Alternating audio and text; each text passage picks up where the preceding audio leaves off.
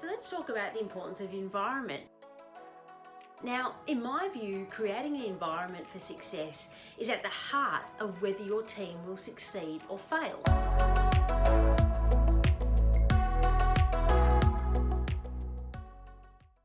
Think of your environment like fertile ground, right? Even if you aren't into gardening, most people understand the concept of the elements that need to go into making things grow.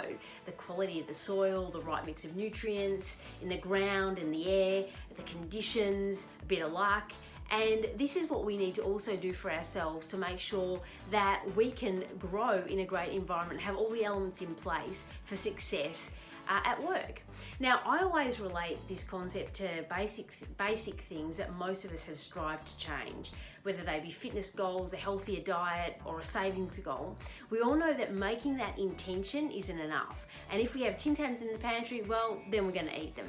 So how does this relate to your environment at work and being a high-performing individual that can not just cope with change, but relish it and really thrive and succeed? The research conducted by Ben Hardy in his book Willpower Doesn't Work, you should check it out, underlines just how important environment is. He proves that lasting personal change, high performance, creativity and productivity can only occur in environments that will set you up for success and make you rely less on willpower, which at best, he says, is fickle. So here are some top tips. Firstly, think of all the things that may conspire against you in your current environment now. For example, you might be a morning person, but you cram all your research and heavy reading into the end of the day. Or you might be brilliant at creative work, yet are doing a whole list of things that you find draining. Or you constantly feel overwhelmed because everything is equally important and the pressure keeps building and the to-do list keeps getting longer.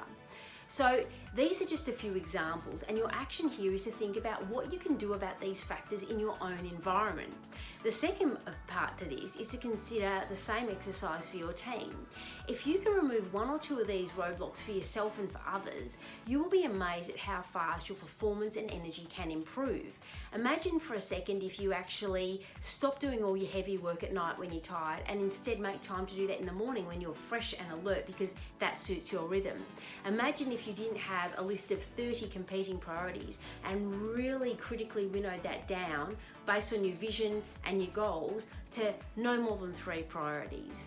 So this is what it is, this is what it means to create an environment for success. It's not enough to say that you'll do something and have the best of intentions. If you've got things around you that are just making it really hard and deplete your energy, then you're never going to succeed.